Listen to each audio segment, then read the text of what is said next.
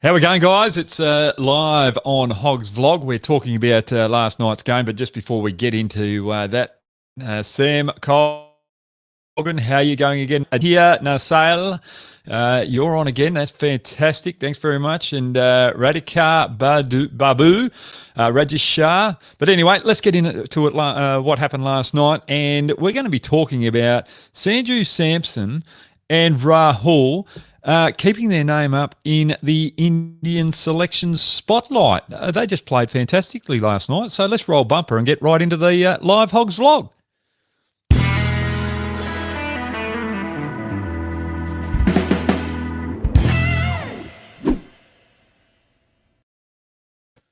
Good thing about rolling the bumper, every now and then you just have a little bit of a stuff up with your the way that you got the camera going. So I've just changed that while the bumper was on. So just a cheeky, and I'll own up to my little mistakes. But let's talk firstly about the captains taking responsibility.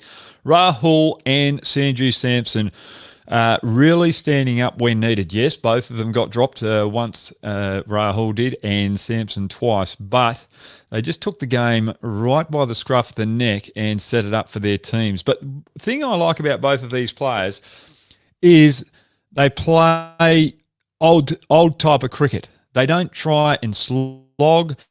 They just play good cricketing shots.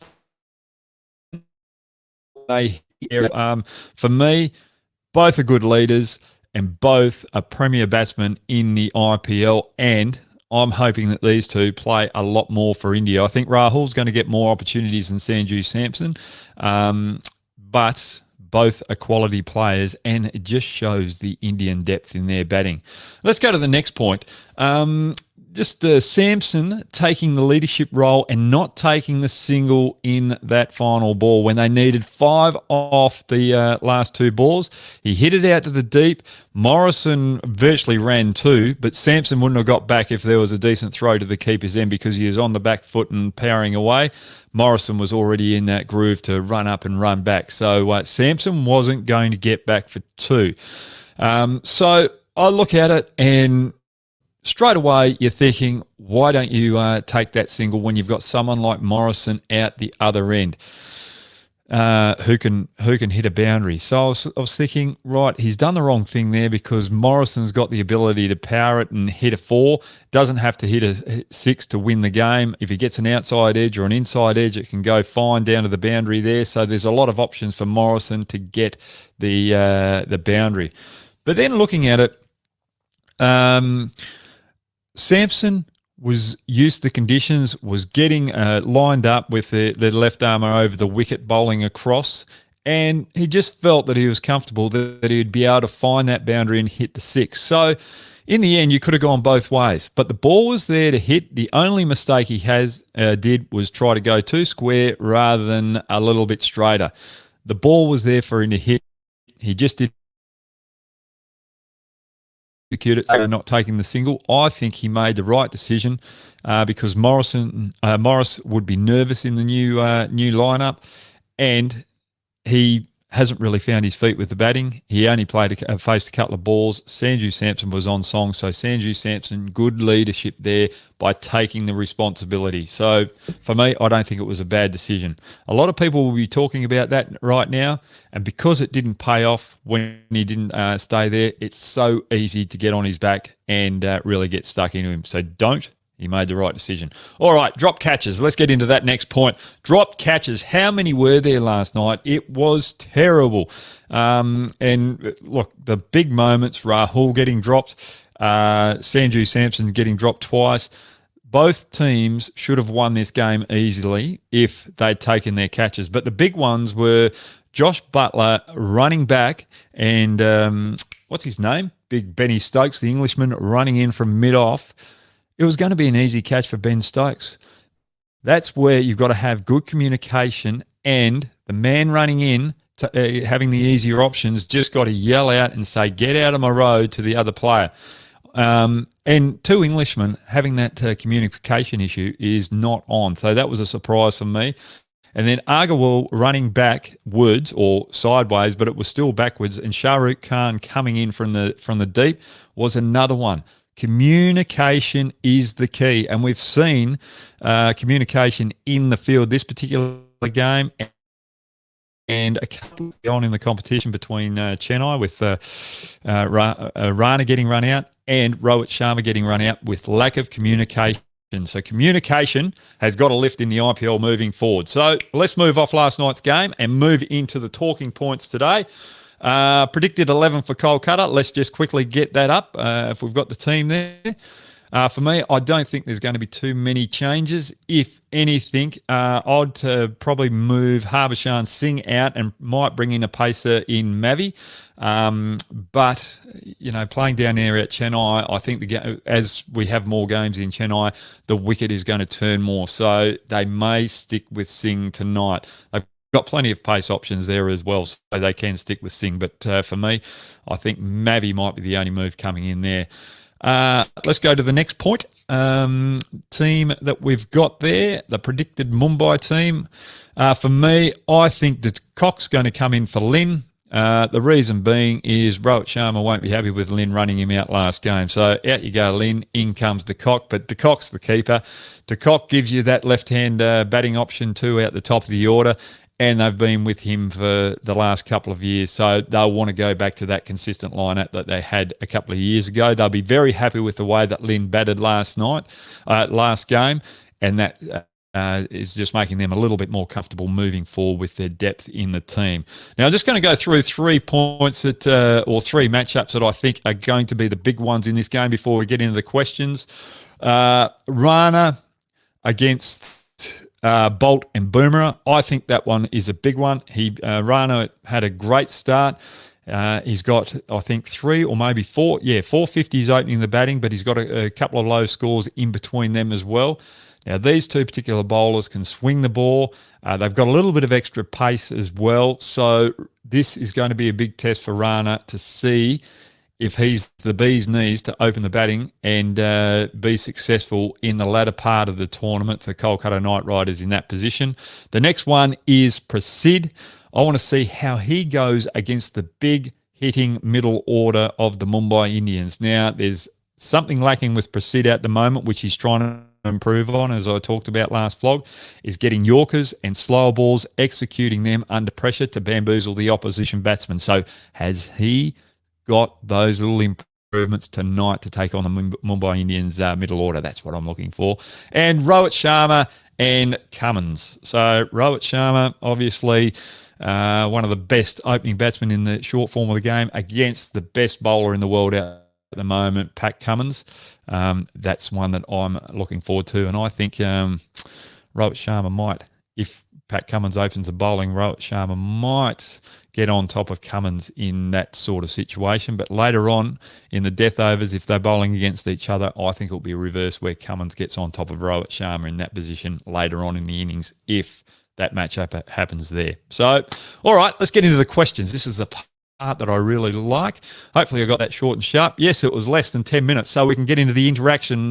We've got more time for interaction today. Shubs, get that question up, please. Okay.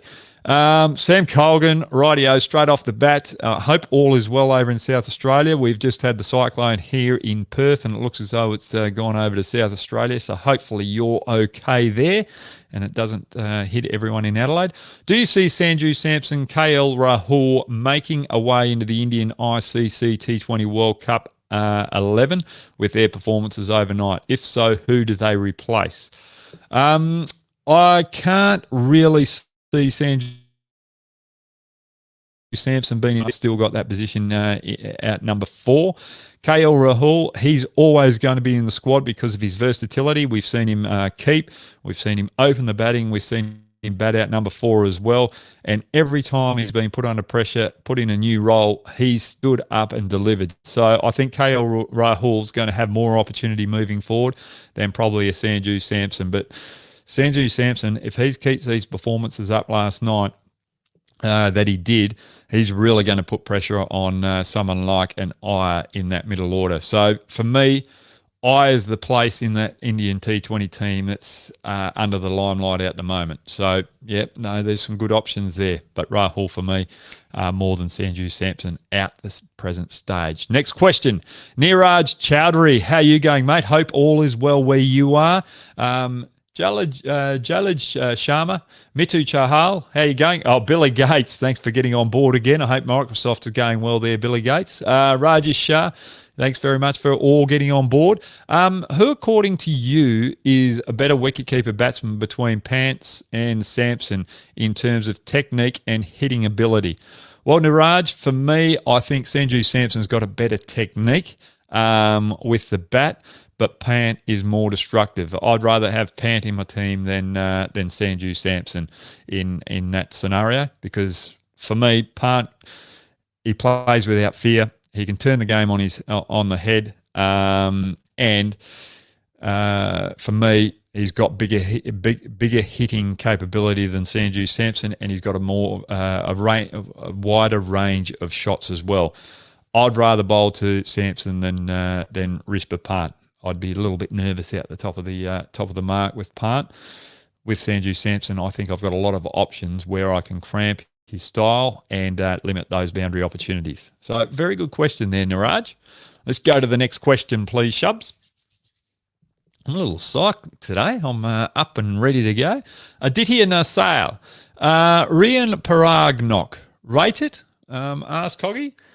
I do, but a very interesting situation there with Shami. Shami bowled him a short one before he got out with trying to hook the ball. And for me, it just looked as though he was a little nervous with the short ball. And the reason why I say that is you just look at the body language. That first bouncer, as it went through, he's straight away looking at the square leg umpire, and he's looked at him for an extended period of time, and not just once, a couple of times, looking for the wide call. Now, for me, when batsmen are doing that, and they do it over an extended period of time, they're nervous about that particular delivery, and it showed the next ball because he was late on that pull shot. He doesn't like the short ball. That's his weakness, and that's something that, when I'm looking at young players coming through in this IPL, when they play their first season, I look at the opportunities that they've had. I've looked at the weaknesses that they've got, and if they've got a weakness of the short ball, I see how they come back the following year.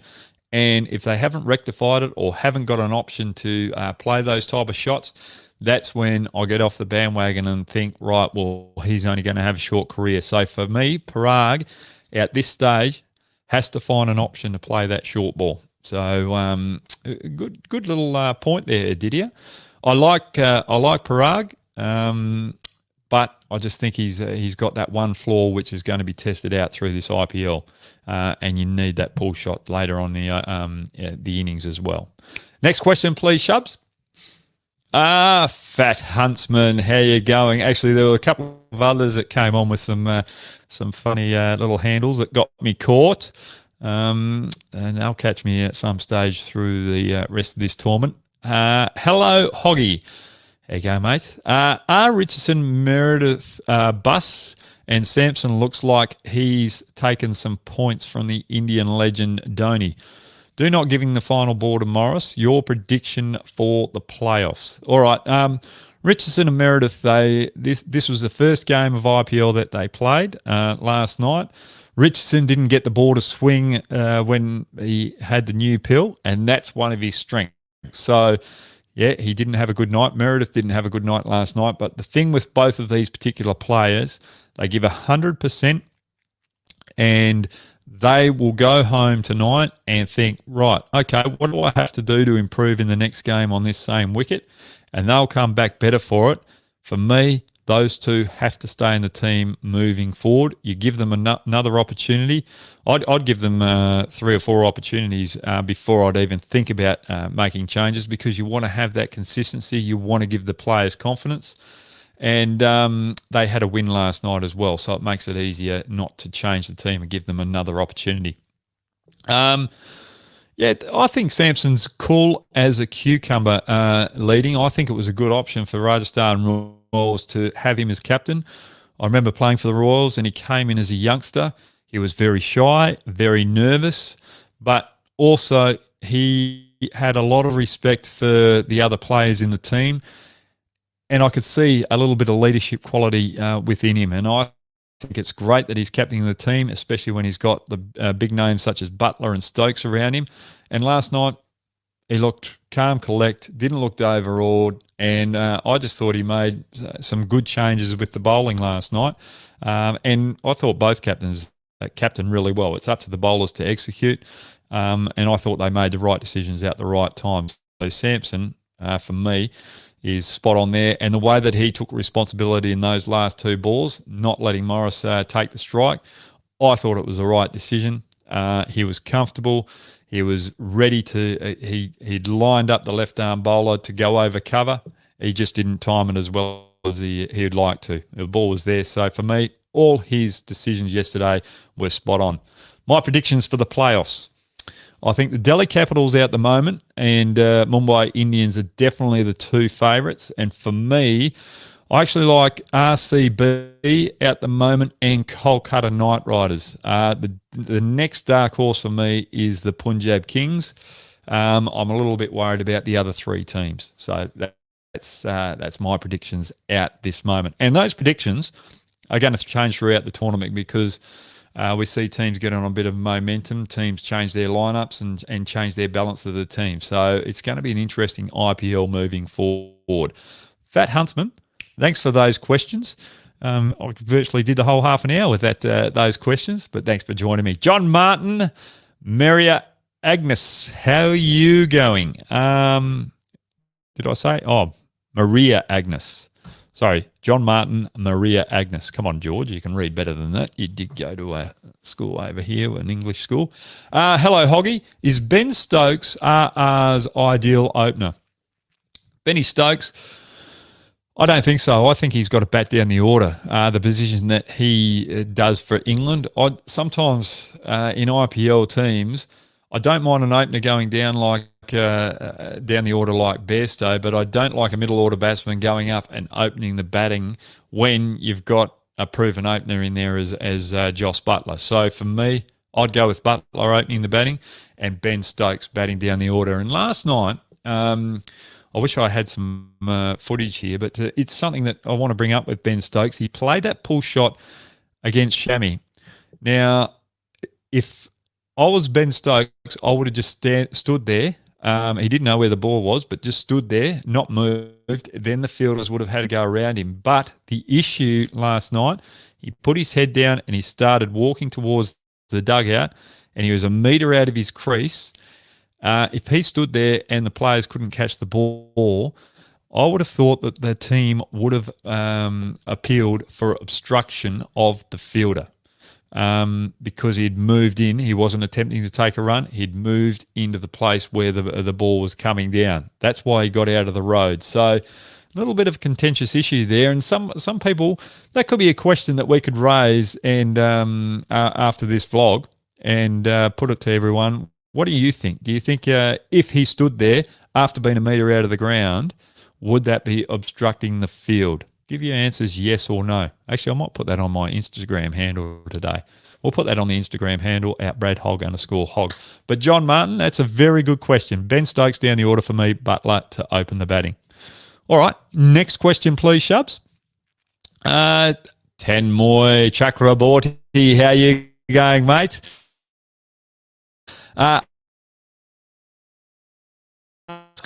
In million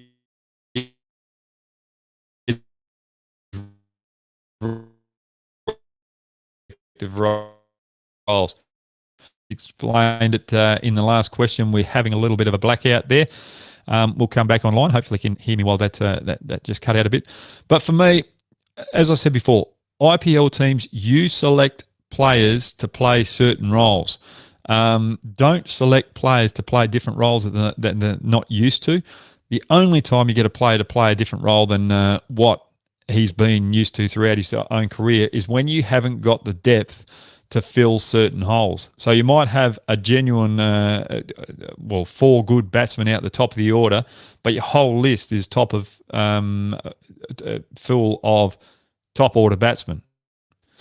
You've got to make a decision which one of them is best to bat down the lower order when you're depleted in that middle order. That's the only time you change roles. So for me, I think Rajasthan Royals have got it slightly wrong there. Next question, please, Shubs. Oh, a little late. There we go. Yaswant Chakravarti ask Hoggy, is it going to be the big problem for Punjab not having lower order batting? I'll look at their list. I think, Punjab. Look, Jai Richardson can handle the bat down the lower order. The only thing with Meredith and Jordan can handle the bat a little bit as well. That batting depth down that lower order is going to be a huge problem. And last night when they brought Hooter in at 4 and put Paran down at 5, I thought that was a fantastic move because Paran is the big ticket item in that middle order.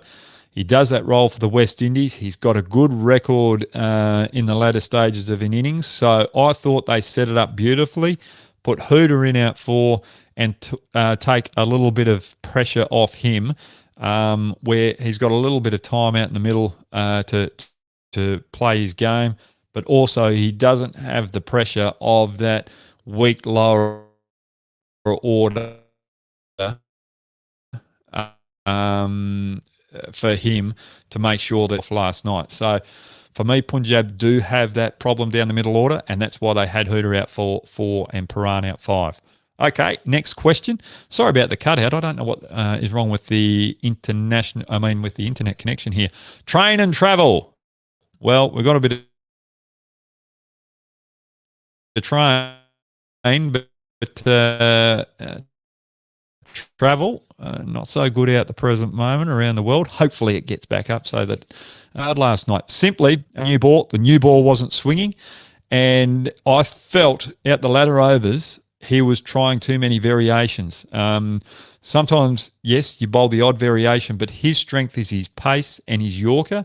And when he was trying to bowl too many slower balls and then go back to the quicker Yorker, he'd lost his rhythm and he's sort of lost the trajectory as well. And that's the reason why I say that is sometimes as a leg spinner, you're out in the middle and you bowl too many wrong-uns or too many back spinners, then you go back to your stock ball because you've overdone it with your variations.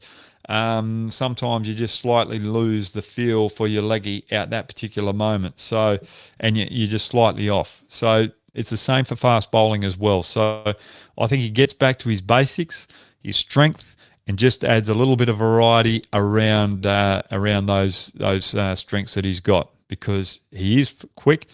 He can execute the Yorker and he can bowl with a little bit of reverse swing like Shami does. And I just think he got a little bit overawed last night with a good batting track, and he just felt that he had to bowl too many variations. But good question there. I don't think Jai Richardson failed last night. To be honest with you, I thought he kept the fight up and kept Punjab Kings in the game. Sam Colgan, do you like Chris Gale batting out number 3 for Punjab Kings or opening? For me, I like the fact that you got Agarwal and Rahul opening the batting. You want your prime Indian players taking responsibility and playing in positions that they'll play for India. So for me, I think Punjab Kings are doing the right thing by Indian cricket, but also these two particular players have got a very strong relationship. You don't want to break that up. Chris Gale coming in at number 3, I don't mind it there. The thing is, if he comes in and the openers have done a good job in the first 6 overs and he comes in around about the 7th over against spin, he's got to be a little bit more aggressive, more earlier in his innings than what we've seen in previous years because he can't afford to have slow starts batting out number 3. And the person that fills in for him at number 3, Milan, has the same issue as well. So both of them have got to make sure that they're ticking the scoreboard over a little quicker than they normally do in their past careers because the game's changed. You've got to keep attacking the bowling. Rightio, guys. Thanks very much for joining me. It's been fantastic. It was a great game last night. I'm surprised that the Rajasthan Royals actually got close to the run chase, but that's IPL cricket.